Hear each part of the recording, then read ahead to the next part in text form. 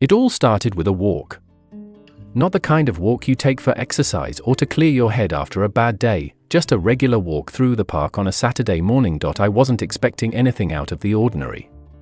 I had my earbuds in, my coffee in hand, and my usual path picked out. The park was alive with its typical weekend energy, kids laughing, dogs barking, joggers pounding the pavement. But then I saw her sitting on a bench by the duck pond. Was a woman I hadn't seen in over 10 years, my estranged older sister, Emma. To understand why this moment hit me like a gut punch, you need to know a bit about our history. Emma and I had been inseparable growing up. Our parents divorced when I was 7 and she was 10, and in the chaos that followed, she became my anchor. When Mom worked late shifts and Dad forgot to call, Emma was there, making PB&J sandwiches and keeping me company during thunderstorms. But things changed when she turned 18. She started dating a guy named Rick, and let's just say he wasn't exactly a family favorite. He was controlling, manipulative, and had a temper that scared even me as a kid. Mom and I tried to intervene, but Emma pushed us away. She moved out to live with Rick, and after a particularly nasty fight, she stopped answering my calls altogether. For years, I'd carried a mix of anger and sadness about her disappearance from my life. Every birthday, every holiday, every milestone came and went without so much as a text from Emma. Eventually, I stopped expecting one. So there she was, sitting on that bench, looking older, but unmistakably Emma. She had the same piercing eyes, the same determined set to her jaw, though her face was etched with lines that hadn't been there before. I froze. Part of me wanted to turn around and pretend I hadn't seen her. Another part, the part that still remembered her as my big sister, pulled me forward. Before I could second-guess myself, I walked over and said, "Emma?" Her head snapped up, and for a moment, I saw a flicker of something I couldn't quite place: surprise, guilt, maybe even relief. "Jake," she said softly. The next hour felt like a blur. We sat on that bench, awkwardly at first, then gradually easing into a conversation that felt both familiar and foreign. She told me she'd left Rick years ago but had been too ashamed to reach out. She talked about the mistakes she'd made, the bridges she'd burned, and the therapy sessions that had helped her start putting the pieces of her life back together. I told her about my job, my girlfriend, the apartment I'd finally been able to afford in the city. I told her about Mom, how she still asked about Emma every time I visited. "She misses you," I said, watching her face carefully. Emma looked down at her hands. "I miss her too. I don't know if she'd even want to see me." "She would," I said firmly. "But you have to be the one to reach out." We left the park with a promise: Emma would come to Sunday dinner at Mom's house the following weekend. She was nervous, but I told her I'd be there to back her up. The week leading up to that dinner was one of the longest of my life. I debated whether I'd made the right decision, whether reintroducing Emma into our lives would bring more pain than healing. Sunday came, and I picked Emma up from her tiny apartment on the outskirts of town. She was fidgety, checking her reflection in the car's visor mirror every few minutes. When we pulled into Mom's driveway, she hesitated. "What if she slams the door in my face?" "She won't," I said, though I wasn't entirely sure myself. Mom opened the door, and for a moment, the three of us just stood there in silence. Then, to my immense relief, Mom pulled Emma into a hug so tight I thought they might both break. The dinner was emotional, to say the least. There were tears, apologies, and moments of tense silence as old wounds were brought to the surface. But by the time dessert rolled around, it felt like a small weight had been lifted. Reconnecting with Emma hasn't been a fairy tale.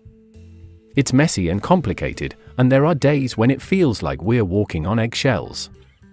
But for the first time in years, I feel like I have my sister back. That ordinary walk in the park turned into a moment that changed everything. It reminded me that forgiveness isn't about erasing the past, it's about deciding that the future is worth fighting for. And if you're reading this and wondering whether it's too late to reach out to someone you've lost touch with, take it from me, it's not. Sometimes, all it takes is a single step to begin the journey back. Second story. It was supposed to be a simple weekend drive from Boston to Portland. My best friend was having a birthday party, and I figured I'd save the airfare and enjoy the fall foliage along the way. My car, however, had other plans. About an hour into New Hampshire, I heard that dreaded thunk thunk thunk sound. Sure enough, a flat tire. To make matters worse, my spare was just as useless, dry rot, the mechanic later called it. I stood there on the side of the road, half-heartedly scrolling through my phone for a tow service, when a beat-up green van pulled over. The guy who stepped out looked rough. Faded jeans, a ripped hoodie, and tattoos crawling up his neck and arms. Need help, he called out, hands shoved into his hoodie pockets. My first instinct: say no. Politely but firmly. But when he gestured to the jack in his hand, I caved. Yeah, sure. Thanks. His name was Marcus, and he was heading to Vermont. After we got my car to a nearby mechanic, he offered me a ride to the next town. The mechanic wouldn't have the tire in until the next day, and I figured, why not? Worst case, I'd bail at the first sign of sketchy behavior, but Marcus wasn't sketchy. He was weirdly kind. He asked where I was headed and then said, Portland's not far from where I'm going. Wanna come along? I'll drop you off. Here's where any sane person would have said no. Hitching a ride with a stranger? Bad idea, right? But something about Marcus made me hesitate. Maybe it was his easygoing demeanor or the fact that he'd gone out of his way to help me. So, against my better judgment, I said yes. That's how I ended up in a van that smelled like coffee and old leather, with a guy who had a habit of humming old Johnny Cash songs under his breath. The first hour was mostly small talk. He asked about my life, my work, and why I was heading to Portland. I told him about my friend's party, my job in marketing, and how I'd been looking forward to the trip for weeks. Then I asked him about himself. Marcus paused, tapping his fingers on the steering wheel. You sure you want to know? Why wouldn't I? Most people don't, he said simply. Over the next few hours, Marcus opened up in a way I hadn't expected. He told me he'd spent 6 years in prison for something he didn't elaborate on. He talked about how hard it was to find work after he got out, how people judged him without knowing his story. But I get it, he said. If I saw me on the street, I wouldn't trust me either. I didn't know what to say. Part of me was uneasy, this guy was a literal ex-con, but another part couldn't help but respect his honesty. By the time we hit Vermont, it was dark. Marcus suggested we stop at a diner he knew. Over greasy burgers and milkshakes, he told me about his sister, who he hadn't seen in years. She lives in Portland, he said, staring at his half-empty glass. I'm hoping to see her while I'm there. Do you think she'll want to see you? I asked. He shrugged. Doubt it. Last time we talked, she said I'd never change. Have you? He looked at me, really looked at me, and said, I'm trying. The next day, we continued the drive. By now, the awkwardness had faded, replaced by a strange kind of camaraderie. Marcus told me stories about his childhood, about growing up in a trailer park and dreaming of being a musician. Life doesn't always work out the way you think it will, he said, strumming his fingers on the dashboard like a guitar. When we finally reached Portland, I asked if he wanted company when he met his sister. Nah, he said. This is something I gotta do alone. I gave him my number and told him to let me know how it went. Then I watched as he drove off, his green van disappearing into the city that night. As I sat at my friend's party, I couldn't stop thinking about Marcus. I wondered if his sister had opened the door, if she'd given him the chance he so desperately wanted. A week later, I got my answer. Marcus texted me a photo of him and a woman who could only be his sister. They were standing outside a small cafe, both smiling like they hadn't in years. Thanks for listening, the message read. I still think about that trip sometimes. About how a random flat tire led to a connection I never expected. Marcus reminded me that everyone has a story, and sometimes, all they need is someone willing to listen. So, if you ever find yourself stuck on the side of the road and a beat-up green van pulls over, maybe don't say no right away. You never know where the journey might take you. Third story. I've lived in the same small town my whole life. It's one of those places where everyone knows everyone, and nothing much ever changes. But every now and then, something stirs under the surface, reminding you that even the most unremarkable places have their secrets. For me, that reminder came one Tuesday morning, when I decided to take a different route to work. The detour wasn't planned. My usual road was blocked off for construction, so I had to rely on instinct and a vague memory of an old backroad my dad used to take when I was a kid. That's how I found myself driving past a stretch of woods I hadn't seen in years. It was overgrown now, the trees leaning into each other like they were conspiring to keep something hidden. As I rounded a curve, my headlights caught a flash of color in the ditch, something bright and out of place among the browns and greens. I pulled over, curiosity getting the better of me.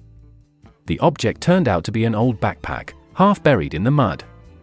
It was faded but still recognizable, with a cartoon character stitched onto the front pocket. Something about it felt familiar, though I couldn't quite place why. I picked it up and noticed initials scrawled on the inside flap, LH. That's when it hit me. L.H. stood for Lauren Hargrove. She'd been a year ahead of me in school, and she'd gone missing when I was 10 years old. Her disappearance had been the talk of the town for months. People speculated everything from a runaway to an abduction, but no one ever found any solid leads until now. I should have gone straight to work. Instead, I turned around and drove to the police station, the backpack sitting in the passenger seat like it was a ghost from the past. The officer at the desk looked skeptical at first. "You found this where?" I explained, and his expression shifted. He asked me to wait while he fetched a detective. Detective Morales was a no-nonsense woman in her 40s. She listened carefully, asked a few questions, and then took the backpack into evidence. "This could be nothing," she said. "But if it's something, you might have just reopened a cold case." For the next few days, I couldn't focus on anything else. I kept replaying my discovery in my head, wondering if I'd done the right thing. What if it wasn't Lauren's backpack? What if it was just a coincidence? Then, a week later, I got a call from Detective Morales. "You're going to want to hear this," she said. The backpack had led them to a shallow grave, hidden under decades of leaves and debris. Inside were remains that forensic experts identified as Lauren's. The news hit the town like a tidal wave. After 20 years of unanswered questions, we finally knew what had happened to her. But the answers didn't end there. As the investigation unfolded, it turned out Lauren hadn't been abducted by a stranger, as many had feared. She'd been killed by someone she knew, a neighbor who'd moved away shortly after her disappearance. He'd been a trusted family friend, the kind of guy who volunteered at school events and helped out with yard work. No one had suspected him, not even Lauren's parents. The arrest brought some closure, but it also reopened old wounds. The Hargroves had moved away years ago, unable to bear the weight of their daughter's unresolved case. But now, with the truth finally out, they returned to town for a memorial service. I debated whether to attend. After all, I hadn't been close to Lauren, and it felt strange to insert myself into something so personal. But in the end, I went, not for recognition, but to pay my respects. Lauren's mom approached me after the service. She was teary-eyed but composed, and she took my hand in hers. "Thank you," she said, "for not ignoring it. For giving us a chance to say goodbye." That day stayed with me in ways I didn't expect. I kept thinking about how close I'd come to taking a different road, how easily that backpack could have stayed buried forever. It made me realize how much of life is shaped by small decisions, missed turns, split-second choices, and the paths we choose to follow. The woods where I found the backpack are quieter now. The town put up a memorial plaque for Lauren, and the Hargroves visit every year on the anniversary of her disappearance. As for me, I've learned to pay more attention to the world around me. Sometimes, the answers we're looking for are hidden in plain sight, waiting for someone to notice.